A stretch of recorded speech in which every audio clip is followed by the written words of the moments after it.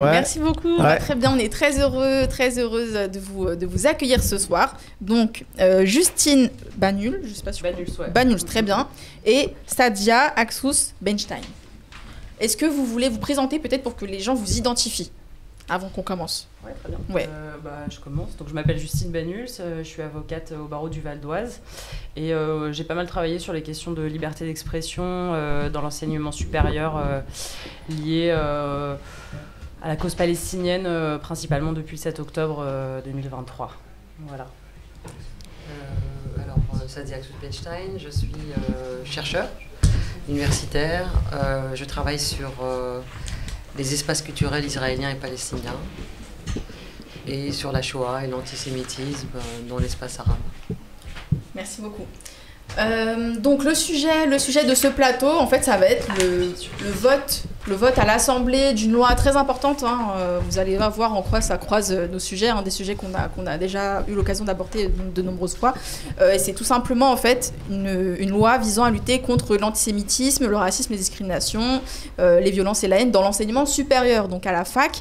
Et donc oui, c'est spécifiquement, on va y revenir, sur l'antisémitisme et la définition qu'on donne de l'antisémitisme dans l'enseignement supérieur et quelles actions on met en place dans l'enseignement supérieur, et on va le voir tout à l'heure, il y a des actions, par exemple mettre des référents, comme on avait vu avec les référents radicalisation qu'on retrouve dans d'autres types de lois similaires. Et voilà, là, ça a débouché sur des débats très houleux à l'Assemblée, parce que forcément, on a notamment un des grands sujets de cette loi, c'est qu'est-ce qu'on met dans l'antisémitisme qui n'a pas été mis auparavant, et notamment cette question de associer à l'antisémitisme une forme de critique d'Israël. Et ça, on a vu qu'il y a déjà eu des lois, même aux États-Unis, c'est pas du tout nouveau ça, des lois aux États-Unis qui avaient fait énormément de débats aussi pour cette même question-là.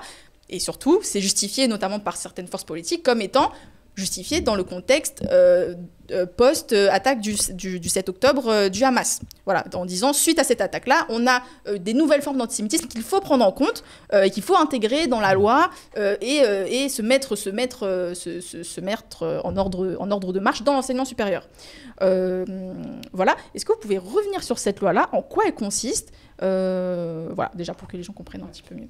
Peut-être que je commence et puis toi tu parleras un petit peu plus après de la définition de l'IHRA. Donc en fait, cette proposition de loi, c'est une proposition de loi qui a été déposée en octobre 2024 par deux sénateurs, Pierre-Antoine Lévy et Bernard Fialaire, qui sont deux sénateurs, on va dire à peu près centristes. Et donc cette proposition de loi, elle vise à lutter contre l'antisémitisme dans l'enseignement supérieur. C'était sa raison d'être. En tout cas, comment elle était nommée dès le début. Et il y avait principalement, donc ils sont basés sur un rapport d'information qu'ils ont mené pendant à peu près, pendant plusieurs mois, sur lequel ils basent cette loi-là. Et ils ont commissionné notamment le CRIF,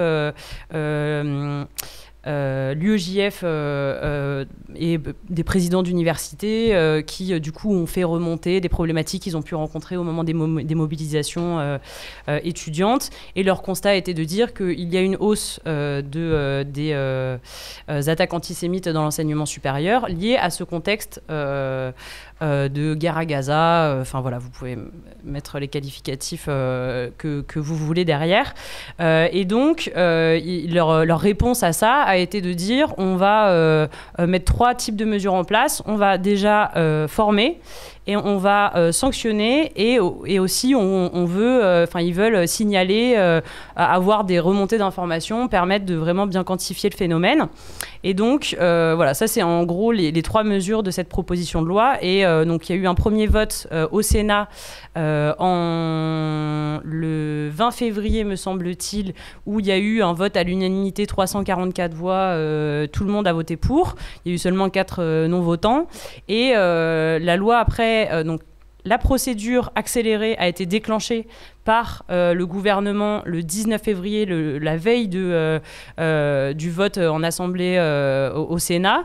Donc ça accélère vraiment le processus législatif. Et ça a des conséquences sur toute la procédure parlementaire. Et c'est arrivé du coup à l'Assemblée nationale fin avril. Ça a été examiné en commission des affaires culturelles de l'Assemblée nationale fin avril. Et ça a été ensuite adopté début le 6 et c'est 7 mai à l'Assemblée nationale, là où effectivement il y a eu quand même pas mal de remous. Et donc la problématique de cette proposition de loi, déjà de 1, c'est qu'elle vient vraiment renforcer les dispositifs de disciplinaires qui sont déjà en place au sein des universités en créant une section disciplinaire qui est rattachée directement au recteur. Donc ça c'est par-dessus l'université. Voilà, par-dessus l'université, qui serait présidée par un magistrat administratif et qui permettrait en fait d'extraire, et eux-mêmes le disent, un contexte tendu au sein des établissements pour vraiment pouvoir juger de façon neutre. C'est déjà une entorse à l'autonomie des universités. Voilà, alors donc certains disent ça. Parce que c'est un vrai problème. Donc effectivement ça fait partie. Parce qu'on sait que c'est un des objectifs très anciens de revenir sur cette histoire d'autonomie des universités qui était quand même une acquisition, un acquis d'après 68. Oui, et puis ça c'est des choses qu'on a pu voir aussi par rapport aux réactions que au moment de l'invasion de l'Ukraine, quelques jours après, toutes les universités ont rompu leurs liens avec les partenariats qu'ils avaient avec les universités ukrainiennes. Et là on a vu russes, pardon, autant pour moi. Et là on a vu au lendemain du 7 octobre et encore après rien du tout. Et en fait ça on sait que c'est probablement des directives qui viennent du gouvernement, même si voilà ça n'a aucune une espèce il n'y a rien de tangible derrière, on peut pas prouver grand chose, mais voilà, oui, les universités, les établissements d'enseignement supérieur globalement sont quand même assez reliés au gouvernement.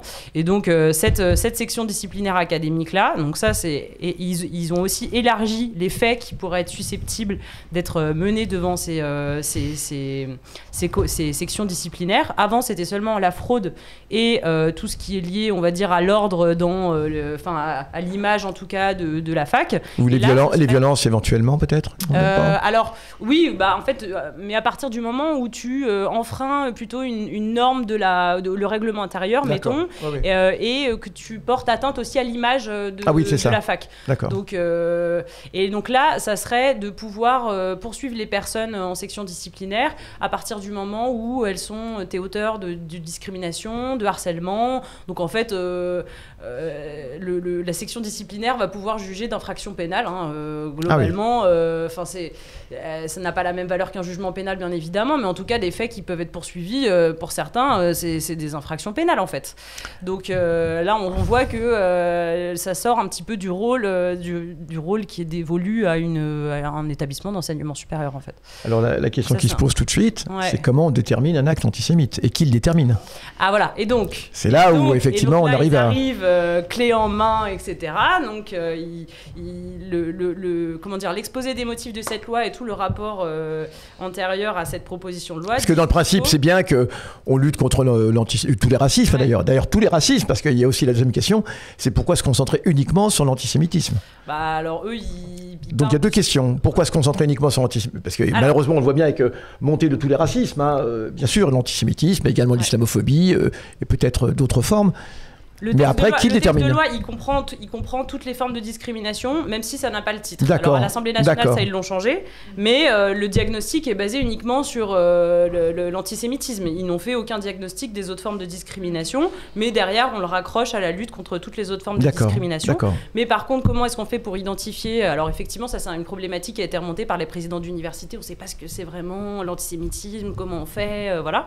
Et en fait, il leur dit, il y a une définition qui s'appelle la définition de l'IHRA, qui est du coup l'Alliance internationale de la mémoire de l'Holocauste, qui donne une définition un peu générale et qui, je peux vous lire si vous voulez, parce que ça sera... Comment ? Non, parce que pas du tout. Elle est politique en fait. Et donc cette définition, je vous la lis peut-être rapidement. Donc la définition générale, c'est: l'antisémitisme est une certaine perception des Juifs qui peut se manifester par une haine à leur égard. Point. Les manifestations rhétoriques et physiques de l'antisémitisme visent des individus juifs ou non, et ou leurs biens, des institutions communautaires et des lieux de culte. Donc, bon, c'est une définition qui, pour moi, sépare en fait les actes de l'intention, parce qu'au début, on parle d'une certaine perception des Juifs, où on voit que derrière, il y a les préjugés raciaux, etc. Et puis après, c'est une manifestation rhétorique et physique qui vise les individus juifs. Ou pas, voilà. Et donc, en fait, on comprend pas, en fait, on comprend pas ce qui relève d'un acte. Donc, en fait, c'est quoi? C'est un acte contre une personne juive ou c'est une certaine perception? Enfin, voilà, il y a un truc qui est pas clair là-dessus. Et après, cette définition donne des exemples. Les 3 exemples qui sont problématiques, à mon sens, c'est en fait, c'est ce qu'on appelle une définition opérationnelle.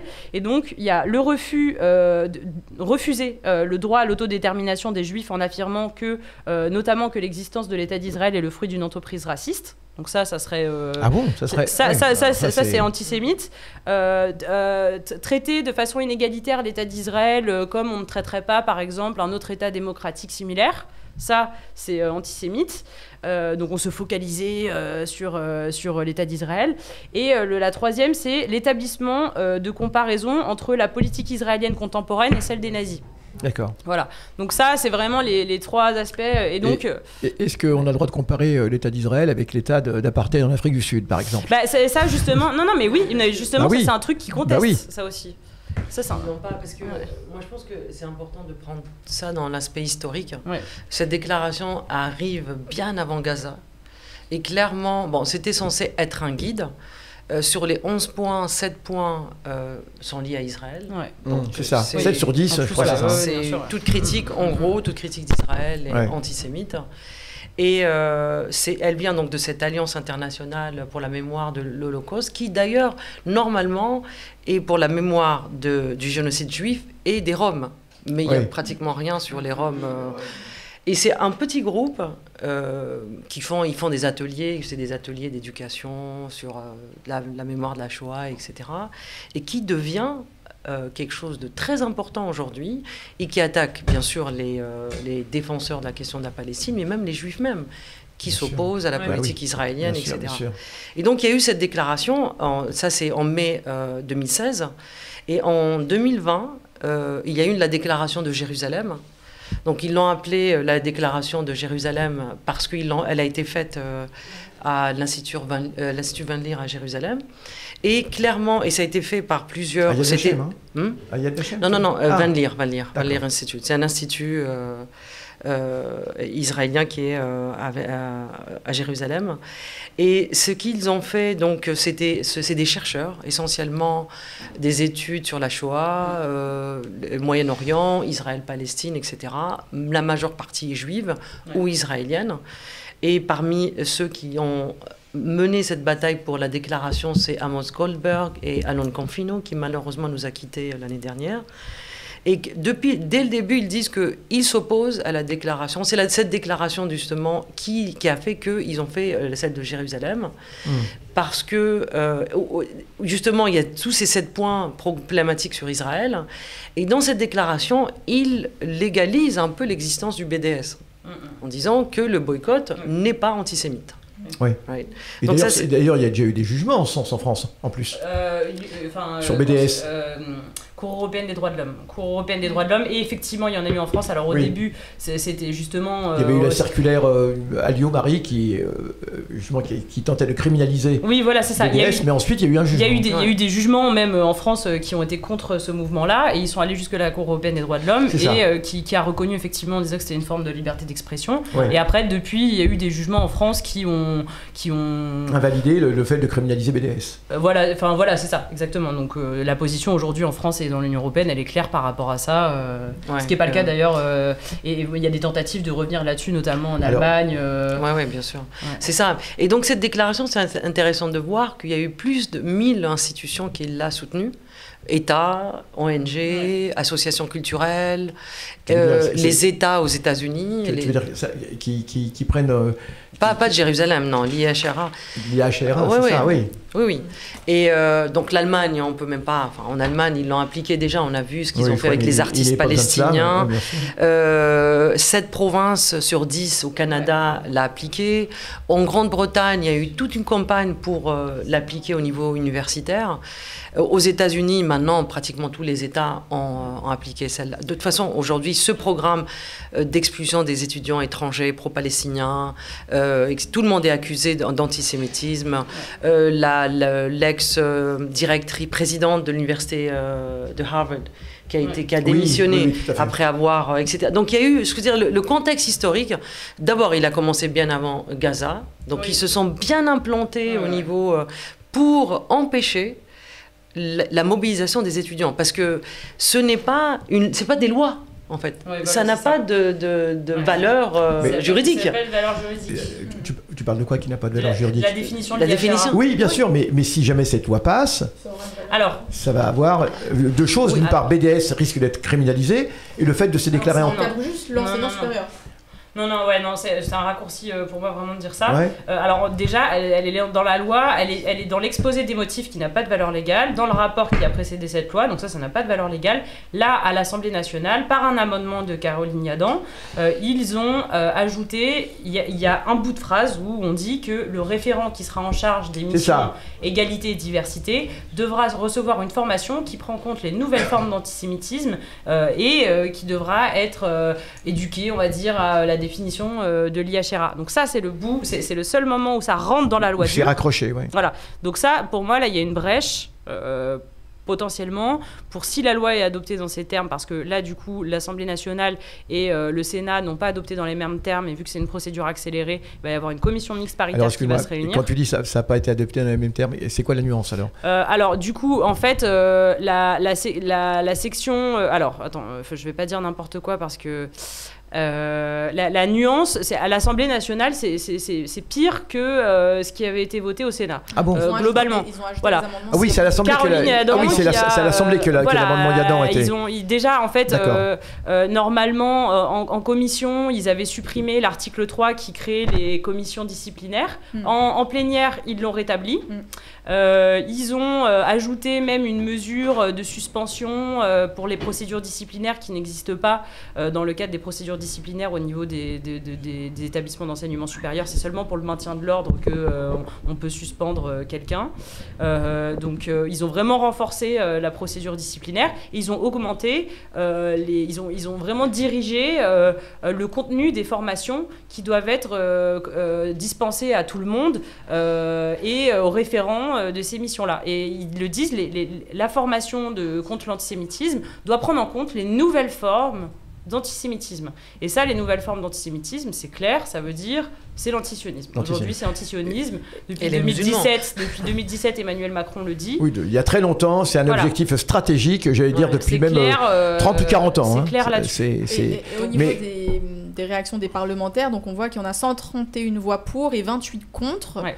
Est-ce que ça représente globalement ce qu'on entend dans le débat public? Parce qu'on voit que c'est les insoumis et les communistes qui ont voté contre. C'est à peu près ce qu'on entend dans le débat public au niveau des positions de la France insoumise, ou est-ce qu'il y a quelque chose de... Non, c'était pas trop... Moi, j'ai pas été particulièrement étonnée de... Mais les Verts, les Verts ont voté l'amendement avec Yadan, non? Alors au niveau des amendements, là tu m'en demandes, c'est quand même très précis.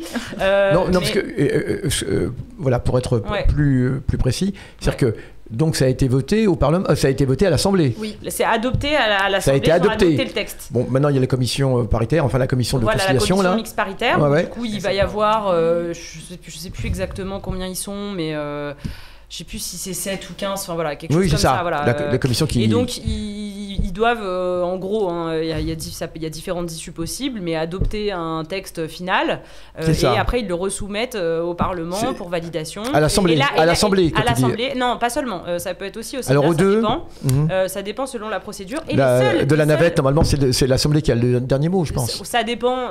Il y a différentes façons d'issue du truc, mais en tout cas, les seuls à pouvoir rajouter des amendements derrière, c'est le gouvernement.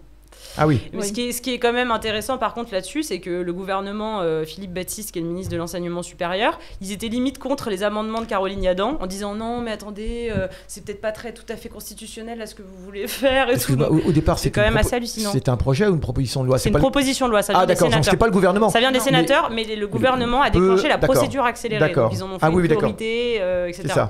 Voilà. Pour revenir sur les Verts, je crois que tu as raison, c'est vrai qu'ils avaient voté pour, alors peut-être pas tous, mais parce 13 que sur les réseaux sociaux, sociaux, je m'en souviens quand c'était 13 sur sorti. 33. Voilà, il y avait l'idée de se Dont mobiliser Madame Rousseau. contre les élus verts qui avaient voté pour. Ils étaient interpellés sur les réseaux. Mais ils ont tous voté contre. Alors après, il y a une partie qui s'est abstenue parce qu'on l'a dit, il y avait combien là de votants moi j'ai noté. Quand tu dis ils ont tous voté contre, non, il me semblait que les Verts, il y en avait 13 qui avaient voté pour, dont Madame Rousseau. Qui ont voté contre? Non, qui ont voté pour. Oui, pour, voilà, pardon, excuse-moi, ils ont tous voté pour. Non, en fait... 13 sur 33 seulement, il me semblait. Pas tous. Attends, bon, écoute. Faut peut-être vérifier, hein. Mais bon, peu importe. Pour moi, non, regarde, à l'Assemblée nationale, ils ont pour, il y a 130 personnes, et contre, il y a eu 28 personnes. Et c'était que des LFI et que des communistes qui ont voté. Non. Le PS et les écolos, ils ont voté pour. D'accord. Ils ont voté pour. D'accord. Et ce qui est flagrant. Tous alors. Il me semblait que c'était qu'en partie, d'accord. Voilà. Et alors qu'en plus, d'ailleurs, les écolos, je comprends pas trop parce que certains, ils ont quand même ils fait des interventions qui étaient plutôt contre le texte pendant l'examen. Donc ça, c'est quelque chose que je comprends pas trop. Faire bonne figure, je sais pas bien. Alors, excuse-moi d'être précis. Donc, ils ont tous voté le texte avec l'amendement Yadan. Avec l'amendement Yadan, oui. C'est ça, d'accord. Ouais. Ah oui. D'accord. Donc voilà, enfin, oui, ils se sont abstenus, mais en fait, après, les cartes, elles sont... Enfin, je veux dire, ils s'arrangent entre eux, on sait globalement si le texte, il va passer ou pas, enfin, voilà. Mais, et ce que je voulais, moi, un des aspects que je voulais donner, qui parle, en fait, d'une évolution dans le positionnement politique et de cette adhésion aussi à ces nouvelles formes d'antisémitisme, voilà, c'est qu'en 2019, cette définition de l'IHRA, elle a fait l'objet d'une résolution ça n'a pas une valeur de loi, c'est un peu une déclaration d'intention, un statement, enfin voilà, un positionnement politique, qui était une proposition de loi qui était promue par Sylvain Maillard, qui est un député macroniste, me semble-t-il, et donc il avait voulu promouvoir cette définition, et donc il dit l'Assemblée nationale promeut cette définition, enfin en gros voilà, c'est ce que ça dit. Et donc à l'époque, il y avait le PS et la moitié des macronistes qui avaient voté contre. Ah oui. Et donc là, les macronistes, bon, forcément, il n'y a plus grand monde. Et je crois qu'il en reste 2 qui avaient déjà voté à l'époque contre, dont Éric Bothorel, qui là, ils ont voté pour, ou alors ils se sont abstenus, donc voilà. Et bon, le PS, ils avaient voté contre. Et après, ce qui était assez rigolo d'ailleurs à l'époque, c'était que donc Maillard, il s'était vraiment pris les pieds dans le tapis, il avait dû représenter sa proposition de loi.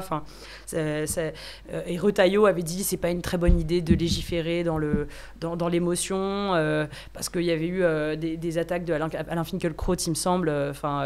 Et donc, pourtant, c'est Retailleau qui, en 2021, a proposé de nouveau cette révolution au Sénat. Donc il change de veste, il retourne sa veste en 2 ans.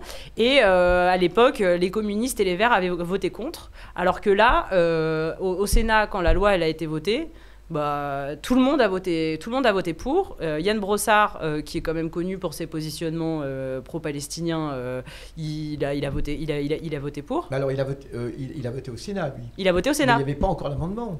En fait, il y avait déjà la promotion, il y a déjà l'idéologie, si tu veux, il y a déjà la promotion de cette définition de l'IHRA. Voilà, il y avait pas. Voilà, on n'a pas eu cette évolution comme il y a eu à l'Assemblée nationale, mais il y a toujours cette promotion de cette définition.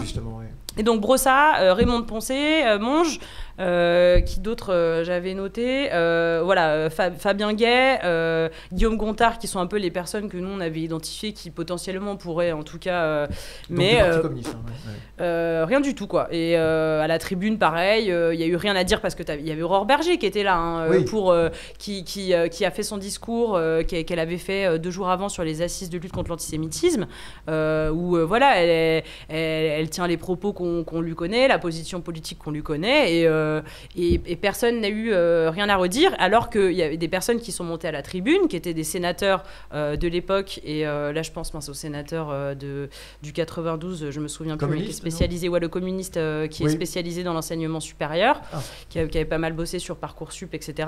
Bon, lui, il est monté à la tribune. En 2021, il avait pris part au débat, il avait eu des choses à redire, et là, plus rien. Enfin, vraiment. Donc voilà, moi, c'est ça un aspect que je voulais aborder avec vous, que je trouve quand même assez inquiétant, quoi. Enfin, voilà. Oui. C'est assez inquiétant de voir que depuis le début du génocide à Gaza, donc on voit que politiquement comment tout ce qu'on considérait à gauche est passé à droite très à droite. Bon, historiquement, il y a eu aussi, on connaît des noms qui sont passés de la gauche à l'extrême droite aussi. Et donc c'est Gaza qui a fait la différence. J'ai l'impression, il y a cette peur. Je ne pense pas qu'il y ait de l'autocensure, hein, parce que qui va les réprimer, hein, j'y crois pas avec eux, hein, j'y crois pas. Qu'est-ce que tu entends par autocensure? C'est-à-dire qu'ils n'osent pas dire ce qu'ils pensent, mais ils vont pas être sanctionnés par l'État. Non, les députés et les sénateurs sont libres. C'est politique. Ils tiennent à leur place aussi. Hein. Moi, quand j'entends Aurore Berger, je la vois monter à la tribune et qu'elle dit ce qu'elle dit, franchement, j'ai pas envie de me la mettre à dos. Hein.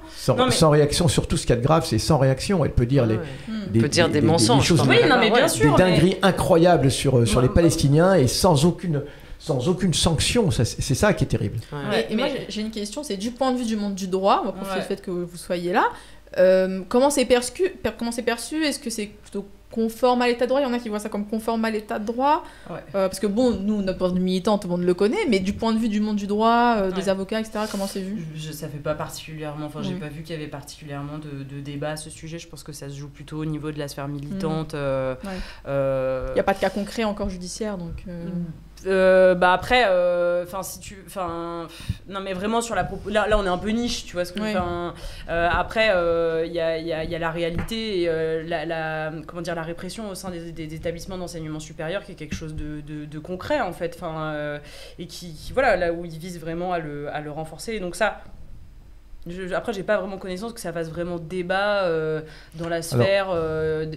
De quoi, des juridiques, genre des avocats, après les politiques qui font du droit. Hein, puis même dans l'enseignement supérieur, je suis pas sûre que ça fasse beaucoup débat. Peut-être que toi t'as eu des échos, toi, un peu sur les lois. Non, elle est pas sur tout est passé inaperçu. Hein. Nous il y a une tribune qui a circulé, on a essayé de la faire circuler quand même pas mal dans le monde de l'enseignement supérieur, où voilà, il y a des personnes, il y a eu au milieu de la recherche, enseignement supérieur, des personnes le personnel académique fait aussi partie en fait de ce mouvement, notamment de demande de coupure avec les partenariats, des partenariats avec les universités israéliennes. Il y a une demande aussi au niveau des personnels, et donc là, effectivement, c'est une information qu'on a essayé de diffuser parce que cette proposition de loi, personne la voit passer, quoi. Mais ça fait pas particulièrement dans le flot de tout ce qui se passe. Oui, et puis même dans le monde de l'enseignement, hein, ce genre de sujet, ça fait pas énormément de débat. Hein. Moi, j'avais travaillé sur les politiques de prévention de la radicalisation à l'école, mais ça fait pas beaucoup de débat, hein, ce genre de choses. On sait pas très. Mais ça fait pas débat, c'est qu'il y a une injonction qui est là. Il y a une recomposition politique, et c'est ça qui est grave. Hein, c'est que Gaza pousse à une recomposition politique. Et ça se fait dans un sens d'autoritarisme. On voit bien qu'on va vers une société qui est de plus en plus autoritaire. Et ce qui se passe, l'attitude par rapport à la Palestine, est un des, on le dit sans arrêt, hein, est un des révélateurs de cette montée de la fascisation de façon générale. Parce qu'il n'y a même pas de débat. En vérité, l'Assemblée et le Sénat sont des lieux de débat. Mais on voit bien que justement là, le problème, c'est qu'il n'y a pas de débat, il n'y a plus de débat. C'est qu'il y a une sorte d'injonction, parce que je vois des noms qui circulent de sénateurs, etc., des gens qui disent je suis étonné, etc., tel député réputé pro-palestinienne vient dans les manifs et pourtant elle a voté. Donc on voit bien qu'il y a... Alors c'est pas une autocensure, mais c'est la... Parce qu'ils l'ont vraiment montré comme un truc de lutte contre l'antisémitisme. Oui, mais attendez, on va donner... Est-ce qu'on peut donner des exemples de ce que cela pourrait donner si la loi... si cette définition de... Ça, on peut prendre les exemples qui sont déjà... des manifestations pourraient devenir des non, mais sur des procédures. Une discussion comme ça dans une émission qui dit que les méthodes, c'est des méthodes fascistes qu'Israël fait au Gazaouis, on ira en prison. Voilà.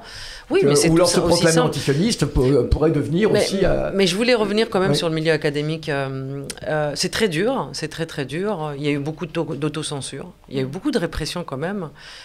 Dès le début, il y a eu quand même un ou deux collègues... Excuse-moi, tu distingues autocensure et répression. Moi, je pense que c'est de la répression. Enfin, quand les gens s'autocensurent... Donc on s'autocensure, oui, donc c'est à cause de la répression. Mais quand même, il y a eu... Ce débat existe.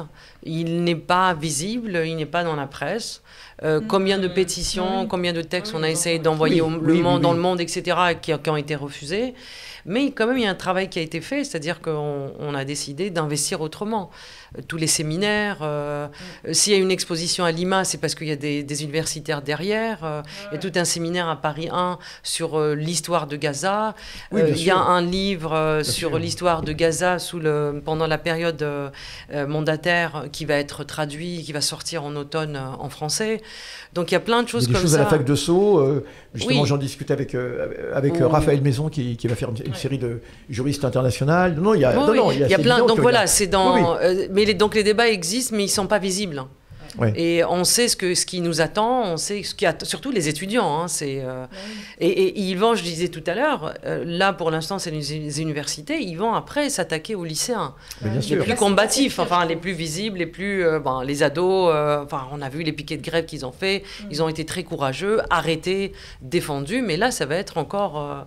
C'est ça qui m'inquiète, c'est que ces lois-là descendent et touchent des mineurs. Et après, des jeunes qui peuvent plus se défendre. C'est là où je disais que là, c'est pire. Parce que dans l'enseignement supérieur, c'est vrai que moi, j'ai l'image de quelque chose où, à la limite, il y aura plus de débats, il y aura moyen de se défendre, le corps enseignant, etc., le regard critique. Parce que ce sera des débats politiques, je pense, ce genre d'histoire. Ce sera des critiques d'Israël qui seront pris. Est-ce que c'est de l'antisémitisme ou non?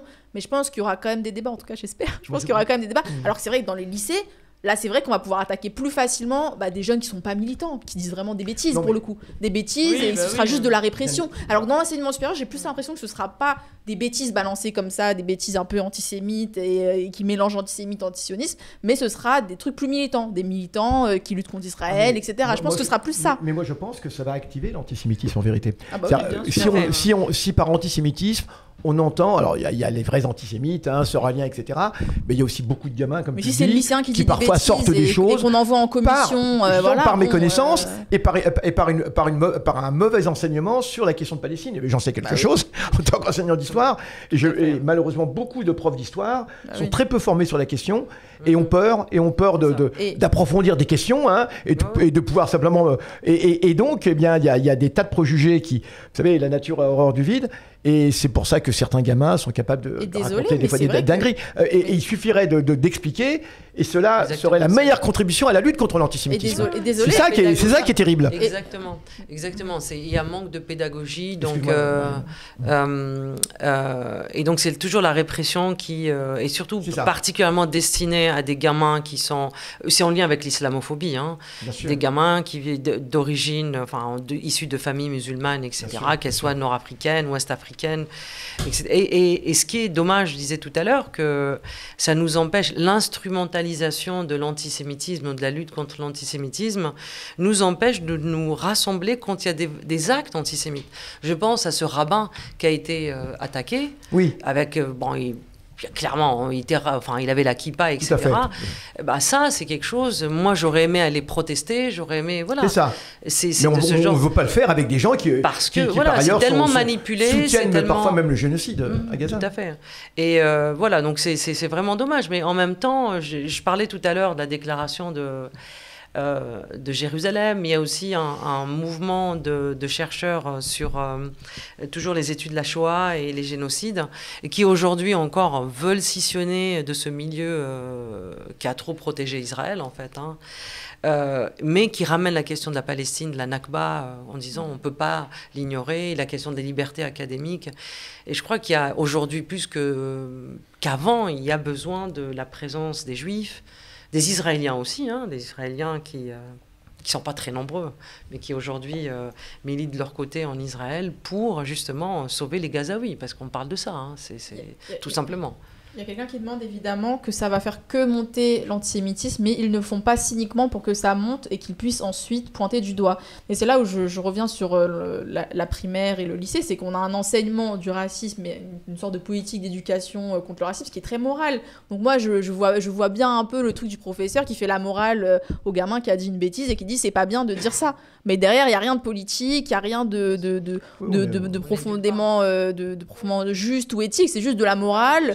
et voilà, et qui font passer ça pour de la lutte contre le racisme ou contre l'antisémitisme, parce que je dis la même chose pour le racisme d'ailleurs, c'est même pas que l'antisémitisme. Des gamins qui ont protesté en disant et on parle jamais de la Palestine et Gaza ont eu des signalements avec les parents convoqués au commissariat. Et on leur fait la morale après. Voilà. Ça allait jusqu'en maternelle. Ça allait vraiment, c'est incroyable. Il n'y a plus de limite. Hein. Bientôt, ce sera la crèche. Et ça, c'est directement avec le recul et nous qui avons une grande expérience du militantisme, on a bien vu l'évolution. C'est absolument incroyable. Lorsqu'une explication claire est donnée, cela fait reculer l'antisémitisme. Nous, on l'a vu dans la lutte contre Soral. Dès 2005, nous avons, au Parti des Indigènes de la République, nous avons été les premiers à lutter contre Soral, contre ses idées, etc. Et à l'époque, on sait que beaucoup de jeunes, il y avait des confusions. Vers 2003-2004, les manifs contre la guerre en Irak, hein, il y avait encore des confusions, on le dit à chaque fois. Il y avait Étoile de David, égale Croix gammée, des choses comme ça. On faisait la guerre à cela. Dans les manifs, à chaque fois, c'était cela. Et en fait, dès l'instant où il y a eu des positions beaucoup plus affirmées sur la Palestine claire, qui fait bien la distinction entre juifs et sionistes, hein, qui fait bien la distinction entre politique israélienne, hein, et communauté juive, et que donc les gens pouvaient soutenir sans problème la lutte palestinienne dans le cadre bien clair, matérialiste, toutes ces expressions qui pouvaient s'approcher de l'antisémitisme ou qui reprenaient des codes antisémites ont disparu des manifs. Et d'ailleurs, regardez actuellement, parce qu'il y a dans les manifestations, mais je peux vous dire une chose, c'est qu'avant, non, il y avait toujours des conneries qui étaient racontées, il y avait les juifs, hein, et ça a disparu. Comment ça? C'est pas par peur que ça a disparu, parce qu'il y a un travail qui a été fait, et là, ils veulent faire marche arrière, quoi. Ça va être une marche arrière. Mais moi, je rajouterais quelque chose par rapport à justement des éléments de la définition de l'IHRA, c'est que un des éléments, c'est les attaques contre l'État d'Israël lorsqu'il est perçu comme une collectivité juive. Et en fait, ça, c'est quelque chose qui est complètement entretenu par l'État d'Israël avec la loi constitutionnelle de 2017 ou 2018 de la Knesset, où ils ont dit que c'est directement du Netanyahou, et Netanyahou en plus, État-nation du peuple juif. Et donc, en fait, et ça, c'est quelque chose qui est beaucoup repris par d'ailleurs certains sionistes de gauche, de dire mais aujourd'hui, la moitié des juifs du monde sont en Israël. Donc, comment vous voulez qu'on comprenne pas que quand on attaque Israël, ça soit une attaque antisémite? Je veux dire, c'est en termes de logique, d'abord, c'est quand même un peu compliqué, quoi. Il y a 8 millions de toute façon, il y a 8 millions de juifs en Israël. Il y a quand même des populations non juives. Oui. Et donc, on dirait que ça n'existe pas pour eux, en fait. Oui. Voilà. Mais ce qu'il y a de grave, c'est que là, dire que l'État d'Israël est la patrie du peuple juif en tant que tel, déjà là, il y a un vrai problème. Oui, bien sûr. C'est très très grave de dire ça. C'est un ethno-État. Non, il s'aligne sur la confirmation de l'État israélien en 2018 avec la loi État-nation, qui a effacé l'arabe et qui a mis la centralité de l'État juif et qui a mis aussi les colonies. Alors, les colonies, il n'y a même plus de distinction qui est faite. Des bienfaits de l'État, en fait. Et donc ça, c'est-à-dire que les autres États se conforment finalement avec ce que le Parlement, la Knesset, a voté en 2018, qui a complètement effacé, écrasé encore plus les Palestiniens de 48, donc les Palestiniens qui vivent à l'intérieur de l'État. Mais moi, j'aimerais bien juste revenir, parce que je trouve vraiment injuste. À chaque fois qu'on on parle juste de ces Arabes, de ces musulmans qui risquent d'être antisémites. J'ai envie d'aller dans l'autre côté. C'est-à-dire, ce qui est dangereux aussi, c'est que le fossé... En France, il y a la plus grande communauté musulmane, arabo-musulmane, on l'appelle comme on veut, et juive, d'Europe. Et aussi, on parle des juifs. En fait, ça renforce une haine, pas une solidarité. C'est-à-dire qu'aujourd'hui, c'est de pousser les frères et sœurs juives en France plutôt vers un positionnement pro-israélien, pro-gauche. Voilà, je veux aussi parler de ça. Anti-musulman, parce que le soutien à Israël est indéfectiblement lié à l'islamophobie. Il y a aussi très très souvent. On joue l'islamophobie. C'est-à-dire que on instrumentalise l'antisémitisme pour justifier et renforcer l'islamophobie. C'est ça qui... On a une ancienne prof dans le chat. Quand j'ai été nommée jeune prof en 2005, il restait des profs de gauche. Quand je suis partie en 2022, la salle des maîtres était l'antichambre de la Macronie la plus droitarde. Anissa, force à toi. Mais tout à fait d'accord. Mais tout à fait d'accord. Moi, et donc le travail d'éducation va dans les deux sens. Oui, c'est ça. Voilà. Et j'avais écouté une fois un un éducateur qui disait quel est le meilleur moyen pour, au niveau de l'éducation de l'école pour expliquer aux jeunes issus des migrations, je déteste ce mot, hein, mais ou issus de familles musulmanes, etc., comment rapprocher le racisme qu'ils subissent, ou le racisme historique au sein de la famille, avec l'antisémitisme. Et il a donné un exemple, il a dit, parlons de Papon. On peut parler de Papon et faire le rapprochement, ce qu'il a fait à Bordeaux et avec les Juifs, et ce qu'il a fait aux Algériens en octobre 61. Et je trouve ça, c'est tellement facile, il n'y a rien. Bien sûr.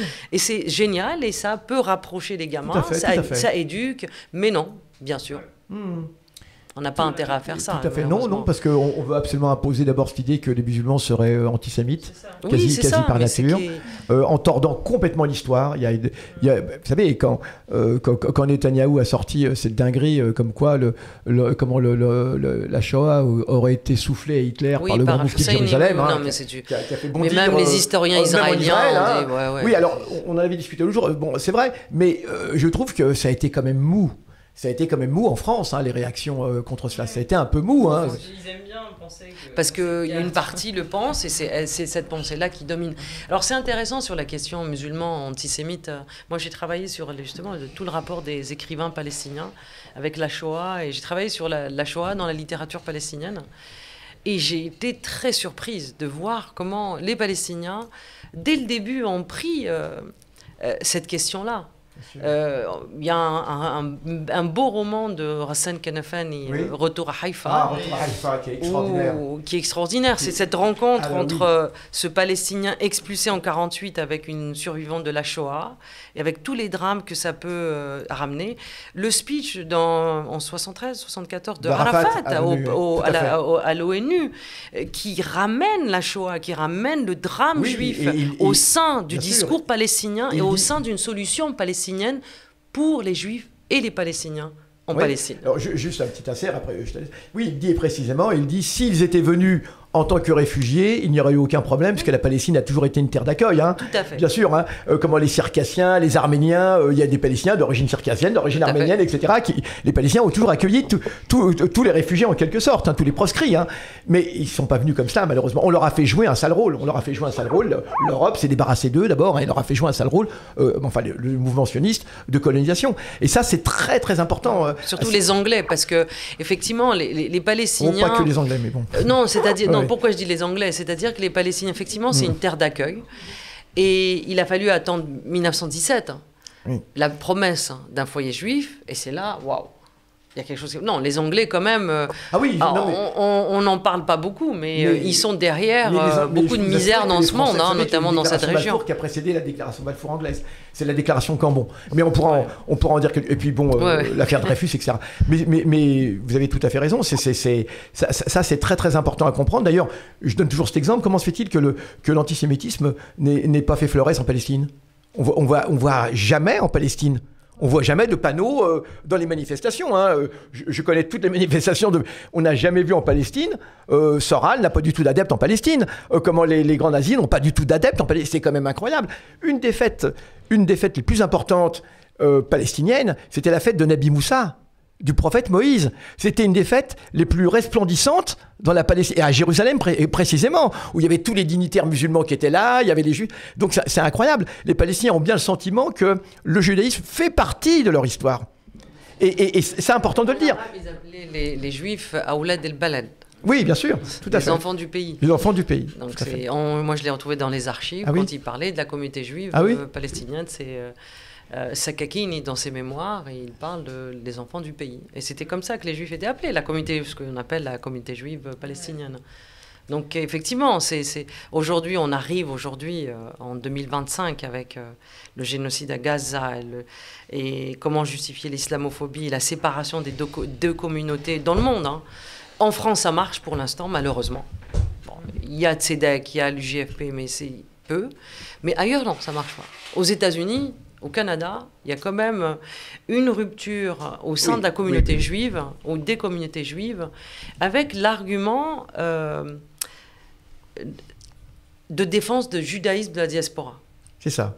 C'est-à-dire que depuis le début, Israël a toujours cherché à confondre tous les juifs du monde dans Israël. Et il y a un refus aujourd'hui de défense de l'histoire de ces communautés différentes dans le monde, qui parlent différentes langues, qui sont dans différents pays, etc. etc. Et j'espère qu'on verra le même phénomène un jour, Inch'Allah, en France. Mais, oui, mais alors en France, il y a un vrai problème parce qu'on a même des médias de gauche en France qui effectivement, il y a des médias de gauche en France qui accréditent cette idée que finalement, le sionisme n'est pas forcément une idée réactionnaire, hein, et que finalement, par exemple, qui vont se faire fort de ne jamais inviter l'UGFP ou Tzedek. On va pas citer quel média, hein, d'accord, mais c'est quand même assez extraordinaire. Bon, ça commence par média, ça se termine par part. Excusez-moi, on a beaucoup. On va quand même laisser nos amis. Oui, mais justement, alors qu'est-ce qu'on peut faire? Les conséquences de cela. Si vous avez un mot ou deux, ou peut-être sur les conséquences. Parce qu'il y a les conséquences pour la lutte palestinienne, mais aussi globalement pour l'université aussi, et peut-être la reconfiguration politique, évidemment.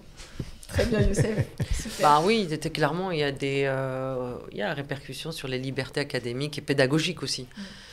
Si on prend l'exemple de Columbia aujourd'hui, où elle est sous tutelle, et le département d'études de Moyen-Orient, les africanistes, etc., tout ça, c'est sous tutelle. Alors, sous tutelle. Sous tutelle. Et donc, sous tutelle, donc la remise en cause du programme, donc tout ce qui est studies, post-colonial studies, etc., qui sont remis en cause. Et je ne sais pas concrètement ce qu'ils sont en train de faire. Ce qui est clair, c'est qu'il y a autre chose qui va être étudiée. Ou carrément se débarrasser de ces départements-là. Donc, ce que j'ai peur, on n'est pas à ce niveau-là en France quand même, parce que là, je viens de rentrer de Boston et j'ai dit, waouh, quand même, hein, j'ai l'impression que chez nous, on est bien lotis par rapport à ce qu'ils subissent, hein, la répression policière, coupure de budget, fermeture de départements, etc., etc. Et donc moi, ce qui m'inquiète quand même, c'est que ça arrive à ce niveau-là. Donc liberté académique, liberté pédagogique, arrestation d'étudiants, prochaine arrestation des lycéens. Ça va être... moi, dire aussi qu'en fait, il y a cette loi, mais il y a d'autres lois. Il y en a 3 ou 4 autres qui sont liées, qui visent à en fait rentrer des éléments de cette définition dans notre droit. Donc il y a la loi de Stéphane Le Rudulier qui vise à créer un délit de contestation antisioniste. Il y a la loi de Caroline Yadan. Le projet a été déposé ? Il a été déposé, c'est pas encore débattu. La loi de Caroline Yadan, où elle veut créer un délit de contestation d'un État, elle veut faire quelque chose d'un petit peu plus général, et elle veut aussi créer une sorte de délit de contravention, de contravention, n'importe quoi, un délit de comparaison outrancière, justement avec la Shoah, et donc là, ce qui se passe à Gaza. Donc ça, c'est Caroline Yadan. Ils veulent continuer de pousser cette loi au niveau de l'Union européenne, mais sur la coopération au niveau des services numériques. Et ça, moi, c'est un aspect que je voulais un peu pousser, c'est-à-dire que cette définition de l'IHRA, là, on a vu l'enseignement supérieur, mais en fait, elle est dans plein d'autres domaines. En fait, le culturel. En Allemagne, beaucoup. Il y a eu une grosse mobilisation, d'ailleurs, me semble-t-il, contre. En fait, ils voulaient rentrer dans des clauses pour des financements, il me semble, cette définition de l'IHRA. Et donc, ça, d'ailleurs, je fais de la pub pour European Legal Support Team, qui est une organisation européenne qui accompagne les personnes qui sont victimes de mesures de rétorsion liées à leur engagement à la Palestine, qui ont fait un rapport sur notamment comment ça se passe au niveau de la Grande-Bretagne, de l'Autriche, de l'Allemagne. Donc ça, c'est pour si ça vous intéresse. Et je voulais faire un petit focus sur l'espace numérique, en fait, qui est aujourd'hui très, nourri par cette définition de l'IHRA, dans la mesure où alors il y a une association palestinienne qui s'appelle Hamle qui a fait un rapport où en fait Meta, d'ailleurs c'est public, à rentrer dans ses politiques, sa politique, quoi, à l'été 2024, la définition de l'IHR. Donc dans sa réglementation, dans sa politique de réglementation des réseaux. Donc eux, ils ont fait un énorme travail sur la répercussion. Vraiment, je vous invite à aller voir le travail de Hamlet, c'est vraiment une très belle organisation. L'ARCOM, là, donc avec le Digital Service Act, en fait, on doit signaler des contenus illicites sur les plateformes. Et il y a des référents qui sont des personnes dont les signalements passent un petit peu... voilà, donc ça va être le CRIF qui adopte la définition de l'IHRA depuis déjà plusieurs années. Donc voilà, aujourd'hui, ça sera le CRIF qui signalera des contenus et ces signalements seraient prioritaires. Et la loi dont on parle là depuis le début, initialement, dans ces dispositions, voulait permettre aux directeurs d'établissements d'enseignement supérieur d'avoir accès aux données de communication électronique des étudiants.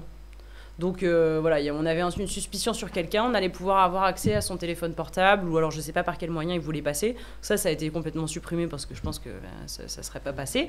Mais, et il y a une proposition de résolution de Caroline Yadan qui vise justement à permettre la coopération au niveau de cette définition de l'IHRA sur l'espace numérique européen. Donc, et ça, c'est des choses qui nous touchent vraiment directement et dont les effets, on les voit, les shadowbans sur Instagram, ou autres. Voilà, donc ça c'était un élément que je voulais dire. On va finir par regretter un certain Weyer, non? Okay, ouais. Bah, Caroline Yadan, ouais, elle est très active, ouais, effectivement. Ouais. Voilà, moi c'était un peu Merci beaucoup. Mon dernier mot. Merci à vous deux, voilà. Merci Youssef. Plus rien à ajouter. Non, je sais pas. Plus rien à ajouter. On a dépassé le timing là, Youssef. Ouais. Merci beaucoup, c'était super riche. Merci beaucoup. Merci à vous, merci pour votre invitation. Grâce à vous, il y aura plein d'informations. Ce sera disponible en replay sur YouTube. Et il y aura plein d'infos pour qui veut sur ce sujet-là de cette loi dont on n'a pas beaucoup entendu parler. On a pu le dire tout à l'heure. Merci beaucoup. Alors, il y aura une prochaine échéance quand même. On attend le. Oui, alors du coup, donc, la commission mixte paritaire, là, on devrait savoir la composition et devrait se réunir bientôt. Et donc, voilà, d'ici les prochaines semaines, on devrait savoir vraiment l'issue de ce texte. Et puis après, de toute façon, il va falloir... donc peut-être, on verra s'il y a matière, mais peut-être il y aura une saisine constitutionnelle s'ils arrivent à atteindre le quorum. Mais bon, normalement, LFI, ils ont ce qu'il faut pour permettre la saisie du Conseil constitutionnel. Donc peut-être qu'il faudra un peu les pousser. Mais ils étaient quand même bien chauds au moment pour défendre les positions au moment de l'examen de la loi. Et après, surtout, il y aura d'autres propositions de loi qui vont continuer à affluer, quoi. Donc, ouais, non, c'est assez inquiétant. Mais on lâche rien et on fait honneur à la résistance palestinienne, voilà. Merci beaucoup. Merci beaucoup. Merci, à bientôt.